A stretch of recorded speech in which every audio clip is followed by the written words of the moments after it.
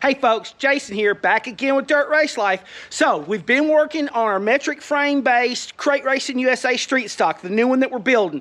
We had to stop. We're gonna have to work on this factory stock because next week we're going to the Talladega Ice Bowl, and I checked the weather. This is the last sunny day I have got. It's all rain, all cold, all snow after that. So this episode, we got to get the leaf spring ready. Okay, so here's what I do. And usually, if they got a bunch of mud on them and stuff, I fire up my foamer here and I foam them down and let them soak. But these tires are clean. I've run these one race. They were brand new, and I ran them at one race on the crush. So for all four of them, they got one run on them. It's perfect for me to take down there. But I am not saying that this is right or that it will pass, but I use Simple Green. I've always used it. To me, it is the best thing that is not treating and ruining the tires, to clean the tires, to keep the rubber fresh and working and stuff. And I have never had a problem with tires being disqualified. But I have also been told before that, like, even, you know, any soap you use, technically Blue Ridge Labs that most everybody's using to have tires tested, like, that shows up as some foreign compound. So, you know, yeah, I mean, maybe tires don't pass because you've washed them with Simple Green, but it's just an alkaline soap is all it is. And so, you know, I use it, and I use it just straight like this.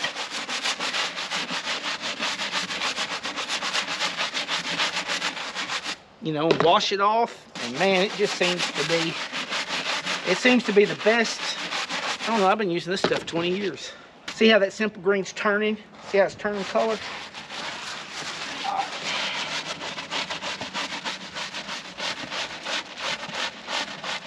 I just do that and power wash it off.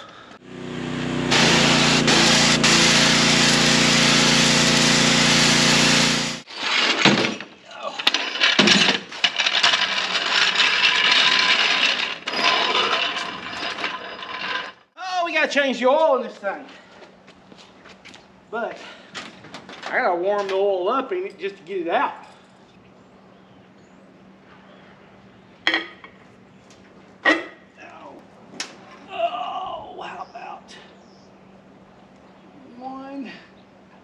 Two.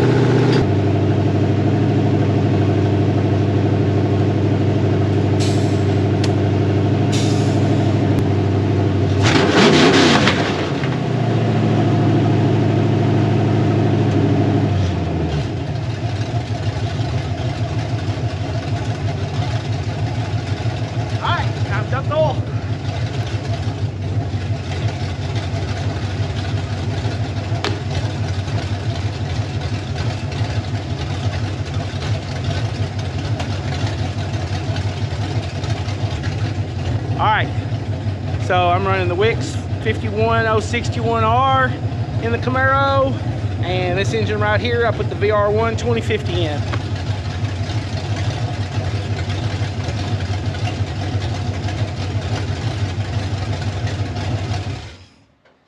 Should be good and warm now. Take this jacket off before I get oil all over the sleeves on it.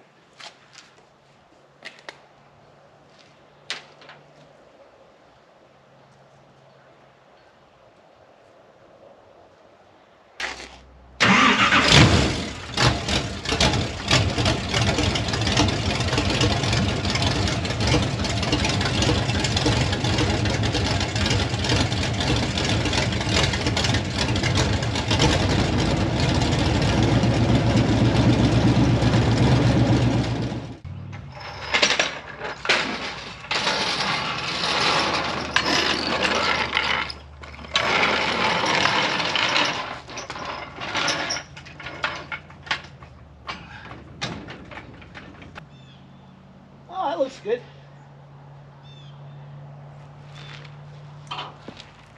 Well, that gear oil on that new 620 looks good. Clean as a whistle. That's a good sign. That's that gear we built. When we built that gear, I don't know, earlier this year.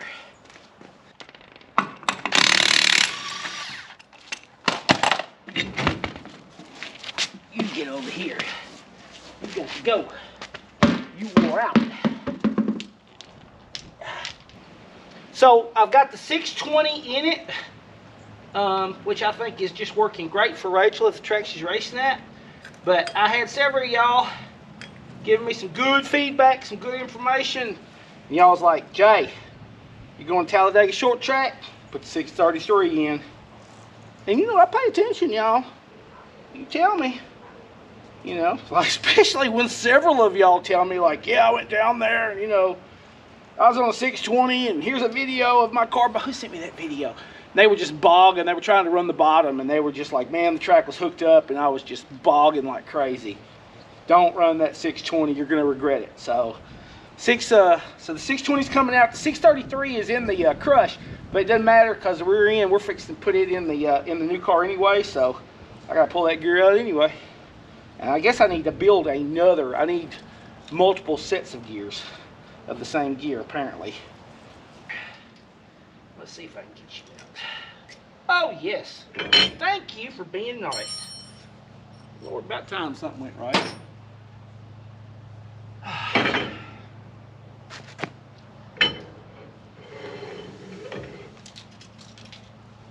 All right.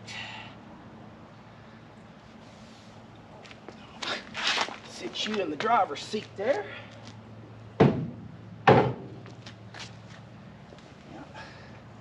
And I'm going to jack this side up, push that gear oil across so I can drain a little more of it. That will definitely be helpful to do that. Get you right there. This, at Quick Performance rear end, it has a drain right in the middle and the bottom. It's great. This is the Winters floater. I got it several years ago. It's been a good rear end, but it's got the traditional drain that's like on an angle on the side. And so when you pull your gear out, you have a pool of gear oil right up to the lip, you know, and so you end up getting gear oil all over you. Well, you're going to get gear oil all over you no matter what, but you get extra gear oil all over you. So I have learned to, like, jack it up a little bit, let it drain a little more, get about another 1/4 inch gear oil out the bottom of that thing. Oh, I hate gear oil. Oh, that hypoid additive that they put in it for GL5. Oh, it stinks so bad. All right. That's good enough. That's good enough.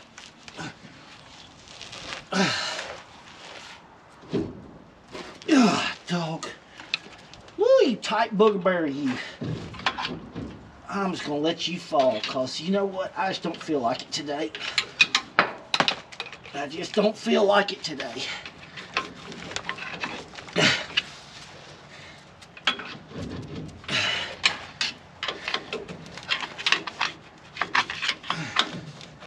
This 620 gear that I pulled out of Rachel's Camaro, that's the one we bought from Speedway, and we fixed the preload on and reset everything. Let's throw it up on the shop table now that we've run it several races. See how it's doing. See how the heel and toe pattern looks on it. That'll be interesting. Y'all come on, check it out. May show up better with less light, but anyway, it's right on the money. You can see here where the pattern is not running out to the edge. It's right through the middle there. And it doesn't clip that corner right there. See how that's not wore off on that corner? It's not sharp. That looks great. The back side's going to be even harder to show, but it looks great. It's running fairly deep. It's not all the way to the inside edge, but it is fairly deep. It looks good. I think this thing's going to last a long, long time, y'all. We did have to do a little modification on it, but she is good to go now. It's getting dark on me, y'all. I gotta hurry up. Get this 633 in here. Okay, it's go time. Woo. Oh.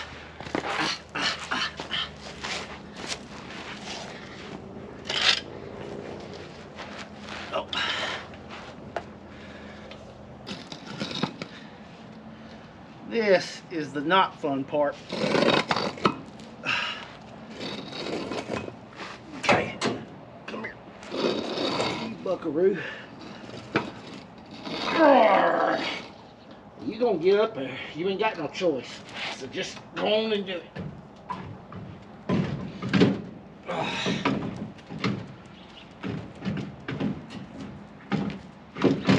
There you go.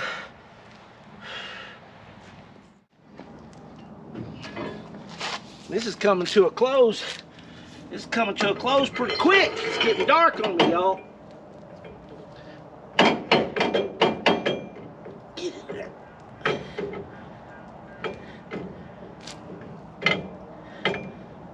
There it goes.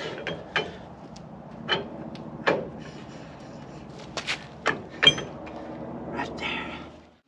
Well, I've run out of daylight out here, but I got the gear in, got the oil change, got the gear in. I'm not going to change the setup. The setup that I had down at Wynot at the World Championships, definitely I'm on it. I'm happy with it. I know exactly. And I think I'm better now because by the time I got done at the end of the races at the World Championship, I think I know exactly how to make this car work on a hooked up track as well. So I think I'm in a really good spot to go down here to the Ice Bowl and take it with this Camaro and just hurt everybody's feelings with this leaf spring car. I mean, that's what we're gonna do.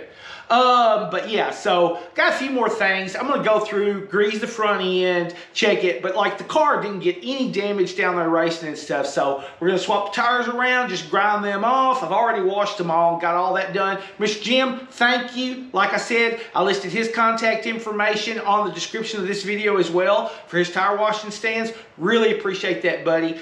Oh, and I want to show you. Hey, Chuck, the upper control arms that you bought for us, you and Tony bought us, they have come in. And so these are the Joes.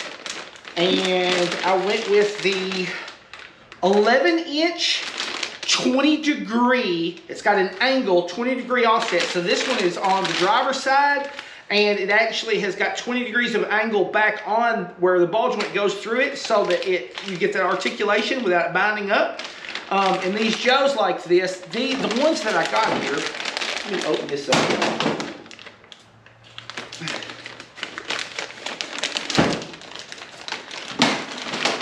So these are the ones that bolt together. The tubes themselves are replaceable. It has the bearings on the two ends. This is super smooth.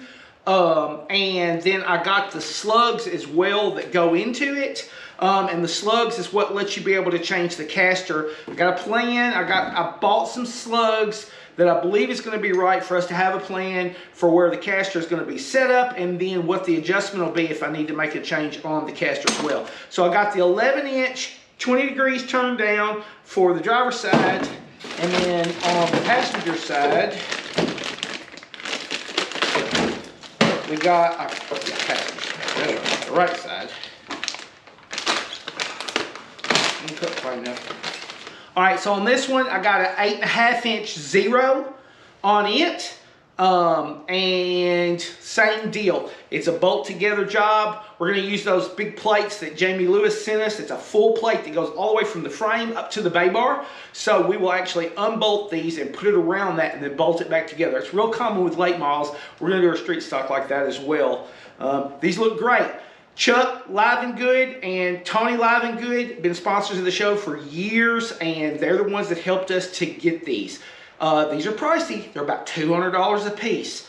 But like I said, we are going to go absolute best, the best we can on this new build. We're going to leave no stone unturned and see what we can do.